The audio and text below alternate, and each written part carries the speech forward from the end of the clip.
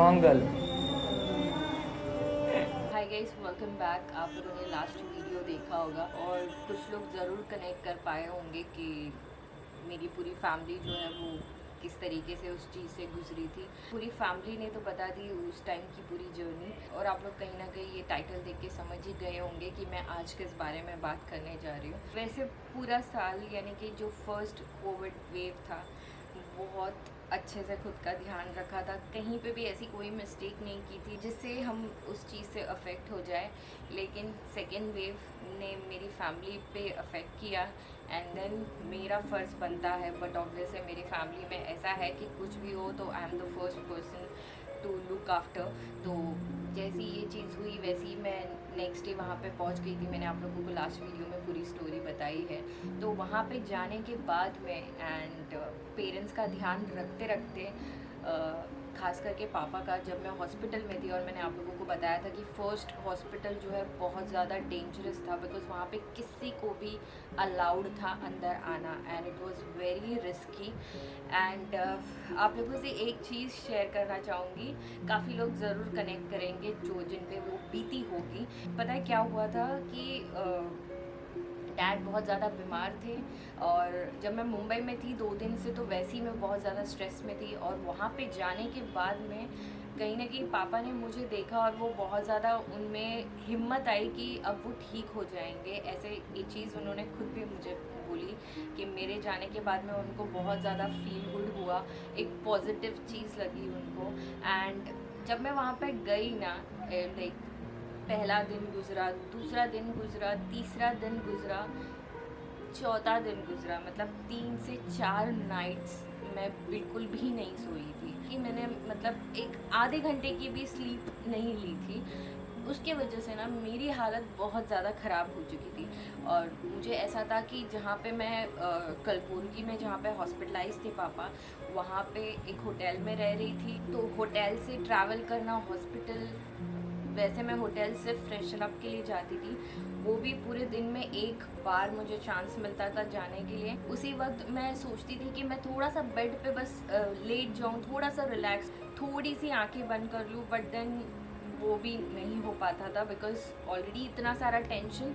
तो कुछ 4 दिन तक मैंने बिल्कुल भी स्लीप नहीं ली थी, और 5th डे पे मुझे ऐसा लगा कि अब मुझे सोना बहुत ज़्यादा ज़रूरी है। अगर मैंने स्लीप नहीं ली, अगर मैं बिल्कुल भी नहीं सोई, तो शायद मैं ट्रैवल करते वक्त कुछ भी हो सकता है, लाइक मैं गिर जाऊँ या पता नहीं क्या हो जाता है। बिकॉज़ इंसान को अगर नींद नहीं मिलती है ना, तो कुछ भी बुरा हो सकता। कहते हैं ना कि नींद, स्लीप बहुत ज़्यादा इम्पॉर्टेंट होती है बॉडी के लिए, और मेरी बॉडी कहीं ना कहीं उस चीज़ को मिस आउट कर रही थी। 5th डे पे रात को मुझसे रहा नहीं गया, एंड मैं उस हॉस्पिटल उस रूम में, सिस्टर्स आते हैं, डॉक्टर्स आते हैं, प्लस क्लीनिंग वाले लोग आते हैं, या तो फिर कोई मिलने के लिए आता है, उसी रूम में पापा के बेड के पास में मुझे नीचे फ्लोर पे सोना पड़ा, बिकॉज़ मेरे पास कुछ ऑप्शन ही नहीं था। मतलब नींद नहीं मिलती ना, पता नहीं, फिर मुझे ऐसा था ना कि यार मुझे अब सो जाना चाहिए, वरना फिर मैं अपने पापा का ध्यान कैसे रखूँगी अगर मैं खुद ही अगर बीमार पड़ गई तो वो सारी चीज़ें बस दिमाग में थी, एंड कुछ समझ नहीं आया, मैं सो गई वहाँ पे। 1-2 बार मैंने अपने पापा का वॉशरूम भी यूज़ कर लिया, कितना भी सैनिटाइज़ किया हो मैंने, कितना भी क्लीन किया होगा, बट कहीं ना कहीं मेरे से भी गलती हो गई। मैं उस फ्लोर पे सो गई बिकॉज़ मेरे पास कुछ ऑप्शन नहीं था। मैंने वो वॉशरूम को यूज़ कर लिया, प्लस मैंने आते जाते जो है काफ़ी डोर्स बिना सोचे समझे, क्योंकि आपका दिमाग जो है ना बिल्कुल काम ही नहीं करता है, आप नहीं ध्यान रख पाते हो। कहीं ना कहीं टच कर लिया होगा, कुछ तो किया होगा उस हॉस्पिटल में, जिसके वजह से मैं भी कोविड पॉजिटिव हो गई। तो स्टार्टिंग में मुझे सिम्टम्स बिल्कुल भी कुछ ज़्यादा पता नहीं चल रहे थे, बस एक चीज़ लग रहा था कि खाने का मन बिल्कुल नहीं कर रहा था।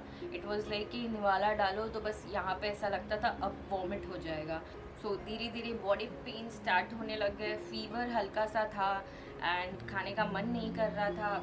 बाकी ऐसे बहुत सारी अंदर चीज़ें हो रही थी, बैक पेन होना, बॉडी पेन होना एंड ऑल, बहुत सारी ऐसी चीज़ें हो रही थी अंदर ही अंदर, बट मेरा मेन फोकस मेरे डैड पे था, उनको हॉस्पिटल से निकालना एकदम ठीक करके, वो मेरा मेन फोकस था। तो इसलिए मैंने कहीं ना कहीं अपने प्रॉब्लम्स की तरफ ध्यान मेरा गया ही नहीं और ना मैंने ध्यान दिया। तो फिर फर्स्ट हॉस्पिटल से तो पापा वापस आ गए, एंड देन आप लोगों को स्टोरी पता ही है कि तबीयत ठीक नहीं थी, वापस हॉस्पिटलाइज किया था।